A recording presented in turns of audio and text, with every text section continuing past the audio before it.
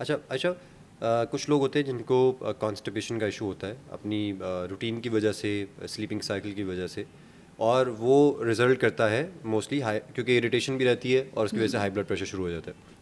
तो कॉन्स्टिपेशन के हल के लिए, मतलब इस चीज़ को ठीक करने के लिए ऐसी कौन सी डाइट है, कौन से फ्रूट्स हैं जो कि आपने, जैसे एक दफ़ा पहले भी आपसे मैंने पूछा था, तब आपने बताया हाई फाइबर डाइट होगी तो ऑटोमेटिकली लगेगा। तो इसको अगर हम मोर थोड़ा सा सिंपल कर लें, क्या खाएं जिससे कॉन्स्टिपेशन का मसला हल हो जाए उनका? 2 इंजीर रात को आधा कप पानी में भिगो कर रख दें। निहार मुँह आप वो इंजीर खा लें, हो सके तो वह पानी पी लें। इंजीर नहीं तो किशमिश या मुनक्के जो हैं, 12 किशमिश या मुनक्के रात को आधा कप पानी में भिगो कर रखते हैं, सुबह निहार मुँह वो ले लें। इसके साथ साथ अमरूद बहुत अच्छा कॉन्स्टिपेशन के लिए। जिस सीज़न में, साल के जिस मौसम में, महीने में आपको अमरूद मिल रहा है, दिन में 2 से 3 अमरूद का इस्तेमाल करें, इसमें फ़ाइबर की अच्छी मिकदार है। इसी तरह मेलन बहुत अच्छा है एंड पपाया बहुत अच्छा है।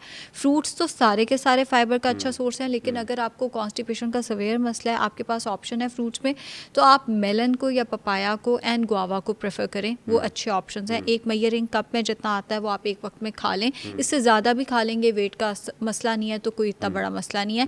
प्लस वेजिटेबल्स का, हम फ्रूट्स पे ज़्यादा फोकस रखते हैं, हम वेजिटेबल्स पे फोकस नहीं रखते। जितनी ग्रीन लीफी वेजिटेबल्स हैं उनको थोड़ा स्टीम करके वो ले लें, वो फाइबर का अच्छा सोर्स हो जाती हैं। इसके अलावा इनफैक्ट ये जो भिंडी है, ये बहुत अच्छा लेग्जेटिव है। मेरे बहुत सारे क्लाइंट्स आते हैं, वो ना इसी तरह टोटके देख के तो वो पानी में भिंडी को भिगो के ले रहे होते हैं। ऐसे मत लें आप। वैसे जैसे हम भिंडी बनाते हैं, फ्राई मत करें उसको, नॉन स्टिक पैन में कम ऑयल में भिंडी बनाकर चम्मच के साथ अब वो किसी मील के साथ इस्तेमाल कर लें, वो भी कॉन्स्टिपेशन के लिए बहुत अच्छा है। And isabgol constipation plus blood pressure दोनों के लिए बहुत अच्छा है। अगर आपका ब्लड प्रेशर हाई और आप डॉक्टर तक नहीं पहुंच पा रहे उतनी देर में, आप फ़ौरन इसबगोल पानी में घोलकर कम से कम ज़रूर पी लें। तरीका इस्तेमाल ये होगा, 2 से 3 खाने के चम्मच इसबगोल पानी में घोलकर वो पिएं, उसके ऊपर से 1-2 ग्लास पानी और पिएं ताकि वो स्टमक में जाके फूल जाए। ये कॉन्स्टिपेशन प्लस ब्लड प्रेशर दोनों में आपको हेल्प कर देगा। चिया सीड्स या जो तुख्म लंगा है, जिन्हें बेसल सीड्स कहते हैं, ये भी कॉन्स्टिपेशन के लिए बहुत अच्छे हैं। रात को 1/4 कप पानी में 1 चाय का चम्मच चिया सीड्स या बेसल सीड्स भिगो दें, सुबह उठ के उसमें 1 ग्लास पानी का डालकर वो इस्तेमाल कर लिया जाए। अगर किसी शख्स को हाई ब्लड प्रेशर का इशू है, जेनेटिकली या वैसे ही ओवर द टाइम डेवलप हो गया हुआ है, अब ऐसी कौन सी चीज़ें, वो जैसे बाहर खाना खाने के लिए जा रहे हैं या इवन घर पे कोई दावत वगैरह है और घर पे चीज़ें बनी हुई हैं, कौन सी चीज़ें जो उनको अवॉइड करनी चाहिए? जैसे घरों में निहारी बनती है हमारे, हम बाहर जाते हैं, स्टेक होते हैं, बहुत सारी चीज़ें हैं, बर्गर्स हैं, सैंडविचेज़ हैं, तो इस इंडिविजुअल को जिसको ब्लड प्रेशर का इशू है, उसको पता है कि मैं कुछ ऐसा करूँगा तो कौन सी चीज़ें उसको नहीं खानी कि वो ट्रिगर हो जाए ब्लड प्रेशर? सबसे ज़रूरी है हर वो चीज़ जिसमें सॉस डली हुई है, जैसे पिज़्ज़ा, जैसे स्टेक, जैसे बर्गर्स, जितनी सॉस है उनके अंदर नमक या चीनी की मिकदार जो है वो ज़्यादा होती है। वो फिर कहीं ना कहीं ब्लड प्रेशर को कंट्रीब्यूट करता है। दूसरा, हमें पता है बीफ और मटन से बहुत सारे लोगों का ब्लड प्रेशर हाई हो जाता है। कुछ लोगों का जिनका ब्लड प्रेशर अच्छा मैनेज्ड है, उनका बीफ मटन से ब्लड प्रेशर हाई नहीं होता, लेकिन जिन लोगों ने मैनेज ही अच्छा नहीं किया हुआ, उनको फिर बीफ मटन खाते साथ ही सर में दर्द शुरू हो जाती है, बिकॉज इसमें सोडियम की मिकदार ज़्यादा है। इसी तरह वो वेजिटेबल्स जैसे करेले वगैरह जिनमें सोडियम की मिकदार ज़्यादा है, ऐसे लोगों को जिन्होंने ब्लड प्रेशर मैनेज नहीं किया, उनको हाई सोडियम कोई भी फूड खाएंगे तो ब्लड प्रेशर का जो है वो मसला शुरू हो जाएगा। निहारी की जो आपने बात की, बेसिकली तो वहाँ पे बीफ आ रहा होता है जिसकी वजह से उनका ब्लड प्रेशर हाई होता है। वो फिर अगर बहुत दिल करता है चिकन की निहारी, लेकिन मिर्च मसाला कम से कम। बेसिकली ब्लड प्रेशर के जो पेशेंट है उसने अपना नमक कंट्रोल करना है एंड मिर्च मसाले का इस्तेमाल कम से कम रखना है। वाटर इनटेक अपना अच्छा रखना है। थोड़ी बहुत एक्सरसाइज ज़रूर करनी है या थोड़ी बहुत फिजिकल एक्टिविटी ऐसे पेशेंट ने ज़रूर करनी है। आई नो कहना आसान है, करना मुश्किल है, लेकिन जितना हो सके स्ट्रेस से दूर रहना। अगर किसी को ऐसा सिनेरियो है जिसमें एक ब्लड प्रेशर के पेशेंट को अचानक से उसका ब्लड प्रेशर हाई हो गया है, एक तो आपके पास मेडिकल वो जो दवाई वगैरह मौजूद है ना, वो तो एक है। अदर देन दैट, चले आपने दवाई दे दी, उसके बाद अब आप चाह रहे हैं कि फौरी तौर पे जो पेशेंट में स्टेबिलिटी की तरफ चला जाए, इसबगोल पानी में घोल कर देते हैं फौरी तौर पे अच्छा। 2 से 3 खाने के चम्मच इसबगोल। हम बहुत ज़्यादा पानी पिलाते हैं, पानी बहुत ज़्यादा ना पिलाएं, उसके अंदर जब तक इसबगोल ना डालें, इसबगोल ज़्यादा हेल्प करेगा। 2 खाने के चम्मच इसबगोल 1 गिलास पानी में डाल के, जैसे मैंने अभी भी पहले बताया कि इसबगोल वो है जो ब्लड प्रेशर प्लस कॉन्स्टिपेशन में हेल्प कर देगा।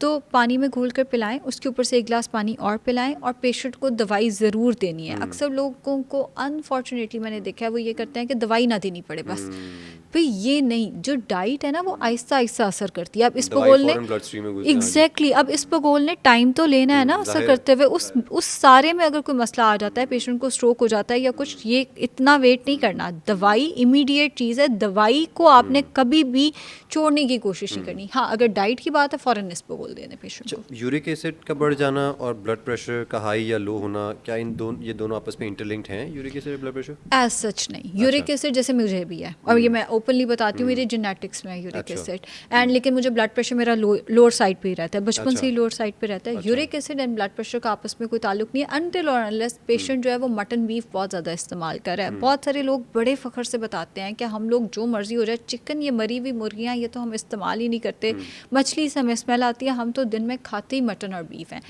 ऐसे केसेस में एक तो फैटी लिवर हो सकता है क्योंकि उनमें चर्बी तो ज़्यादा है, कोलेस्ट्रॉल हो सकता है एंड यूरिक एसिड हो सकता है। इसी केस में फिर साथ में ब्लड प्रेशर भी आ सकता है।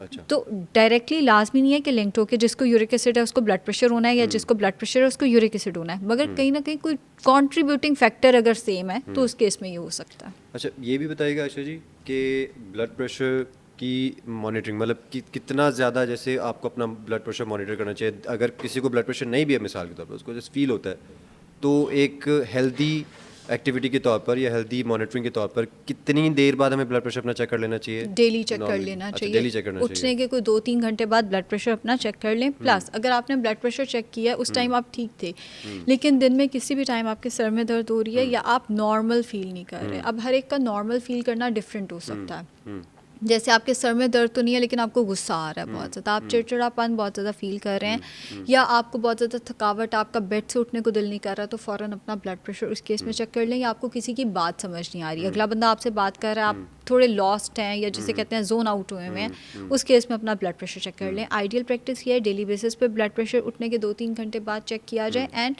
ये नहीं कि पेशेंट बाहर से रनिंग करके आ रहा है तो उसका ब्लड प्रेशर, जब वो नॉर्मल एक रूटीन में आ गया उस टाइम पे आपने पेशेंट का ब्लड प्रेशर चेक करना है। प्लस अगर कुछ भी रूटीन से हट के पेशेंट फील कर रहा है उस केस में पेशेंट का ब्लड प्रेशर फ़ौरन चेक कर लिया जाए।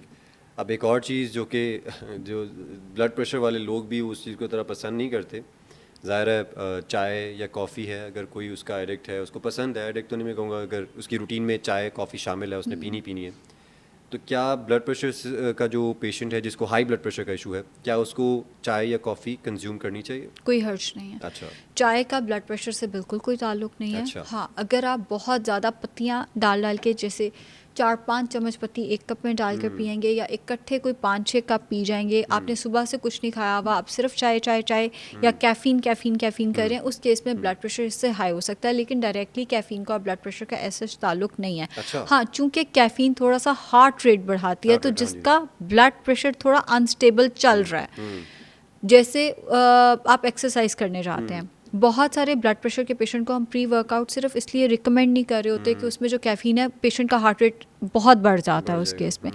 अगर आपका ब्लड प्रेशर आपसे कंट्रोल नहीं हो रहा या आपका एकदम अरिथमिया शुरू हो जाता है, आपका हार्ट रेट एकदम बढ़ना शुरू हो जाता है, उस केस में आप कैफ़ीन कम से कम लें।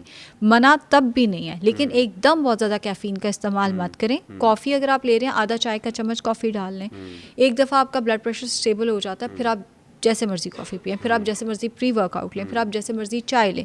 लेकिन अगर आपका हार्ट रेट कंट्रोल में नहीं आ रहा तो फिर इन चीज़ों को, जब तक आपका हार्ट रेट कंट्रोल नहीं होता, कम रखें। मना तब भी नहीं है, कम से कम रखें।